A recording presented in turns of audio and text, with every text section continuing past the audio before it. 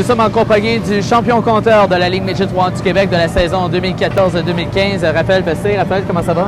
Ça va bien. Ça va bien dans son ensemble. Raphaël, j'imagine que c'est peut-être pas la Coupe TELUS, le scénario que tu souhaitais de la Coupe TELUS.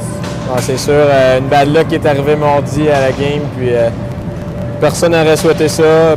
Moi, je souhaitais pas ça, mais on ne peut pas contrôler ça des blessures. Dis-moi, comment que dans le vestiaire, suite à ta blessure, comment qu'on s'est ressaisi de votre côté? Parce qu'on sait que tu es la clé maîtresse de ta formation. C'est sûr que les gars, peu importe, il manque un joueur, on est confiant. Puis je pense que les gars ont travaillé fort les autres games d'après, puis ça a mal tourné pour nous autres. Raphaël, est-ce que pour toi, est-ce que tu crois que la partie de mardi, c'est le point tournant du tournoi pour votre équipe? C'est sûr que ça n'a pas été une game facile pour nous autres. En plus du pointage final, on a perdu 4 gars, 2 suspensions et 2 blessures. Donc, les blessures, on ne peut pas contrôler ça, mais je pense que ça a fait mal. OK, les 2 joueurs suspendus, ça a fait mal. Ça a fait mal, mais les suspensions, c'est quelque chose qu'on contrôle. Puis on aurait dû contrôler plus nos émotions. C'est sûr, la frustration était là à cause du pointage. Mais est-ce que parce que les 4 joueurs qui ne participaient pas à l'équipe, c'est 4 piliers quand même, toi, Samuel Italien et les 2 autres joueurs qui ont écopé de pénalité. Est-ce que ça peut être vraiment le tournant? Comme il y a la rencontre le lendemain, ça aurait été important que vous soyez là, puis peut-être que ça aurait été tout un autre cheminement pour votre équipe. Non, c'est sûr. La game contre Toronto, on avait un line-up de 8-6, puis on était obligé d'envoyer un défenseur à l'attaque. Fait que, ça n'a pas été facile, mais je pense qu'on a eu une bonne game. Puis c'est sûr, on a manqué d'opportunités en troisième. On aurait dû partir avec la victoire.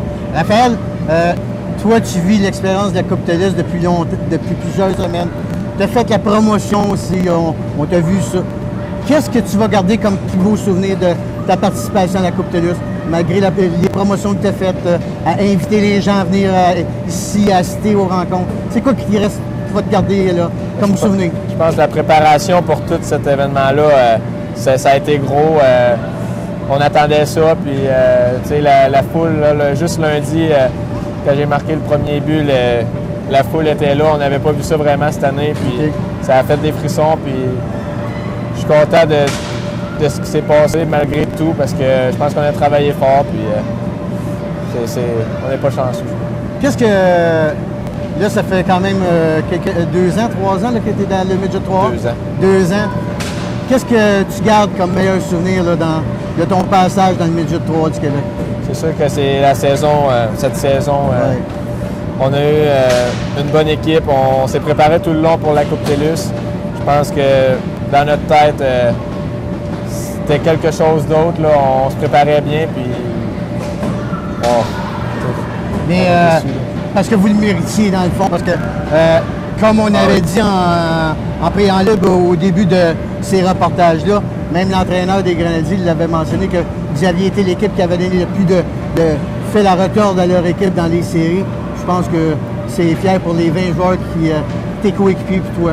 Oui, c'est sûr, c'est le fun. Puis, selon moi, la finale s'est déroulée en quart de finale pour les séries à Anglais et Châteauguay. Puis, je suis pas le seul qui pense ça, comme tu as dit. Raphaël, pour venir à bout d'organiser cette Coupe TELUS-là, il a fallu immobiliser beaucoup de gens, des bénévoles de la région. Puis je pense que l'organisation de l'Albatros doit en être très fière parce que si on regarde, on a vécu l'expérience à Mauja l'an passé. Mauja n'avait pas les bénévoles. Cette année, des bénévoles, vous en avez eu. Tout le monde était prêt à donner un coup de main aux Albatros. Je pense que toi, comme joueur de hockey, les 20 joueurs, vous devez être très fiers de la population de Rivière-du-Loup. C'est sûr, la population attendait cet événement-là à grands pas. Puis, il y a eu beaucoup de bénévoles qui ont fait la job. Je pense que l'événement était le fun ici. Les jeunes, il y a beaucoup de jeunes, puis ils trippent. On ne pouvait pas demander de mieux. Raphaël, si on parle plus spécifiquement de toi, qu'est-ce qui s'en vient pour le futur pour toi? Parce qu'on sait que tu es repêché par l'Océanique de Rimouski, qui est tout près d'ici.